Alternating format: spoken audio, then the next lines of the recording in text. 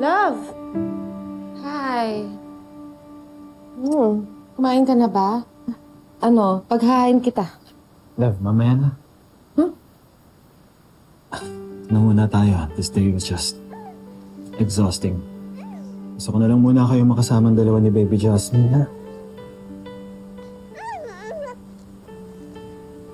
Para buwasan naman yung pagod. Tsaka iniisip ko. Love, sorry ha kung napapabayaan kita ng ilang buwan. Gusto kong mapabuti ang lagay mo. Kaya handa na akong gawin kahit ano para gumanda ang pakiramdam mo.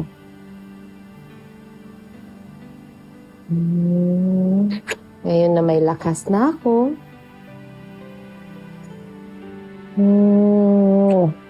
Hayaan mo kung bumawi. Wala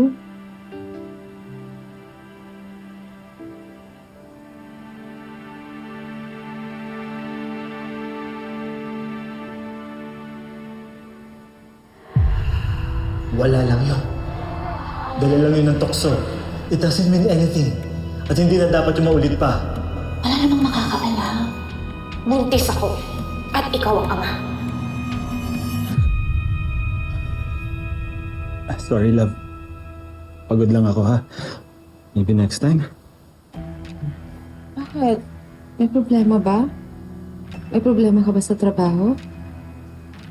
May malaking problema. Pero love, huwag mo na isipin yan, ha? Ako nang bahala doon. Don't worry. Ayusin ko to, ha?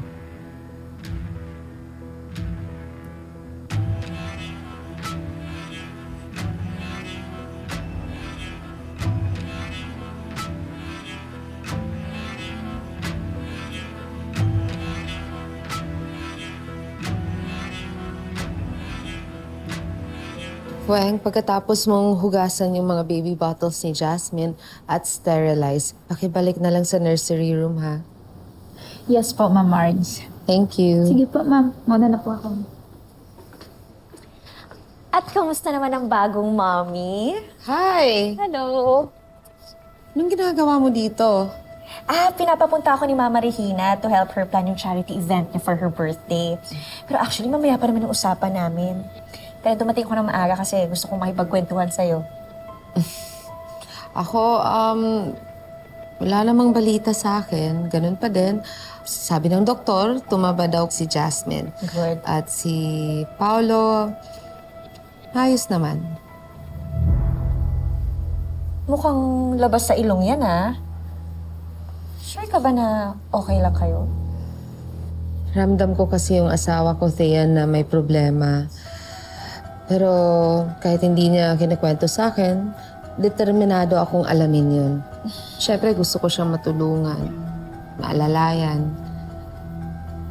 Alam mo dati, nung ako yung nagkakaproblema, siya yung umaalalay sa akin. Kaya ngayon, gusto kong bumawi sa kanya. Gagawin ko ang lahat para mawala ang problema niya. Hindi mo basta-basta matatanggal yung problema niya. Ano? Anong ibig mo sabihin? May alam ka ba tungkol sa problema niya?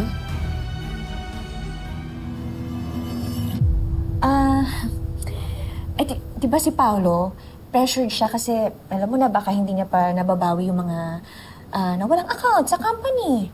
So yun lang, sa tingin ko, the problem won't go away that easily.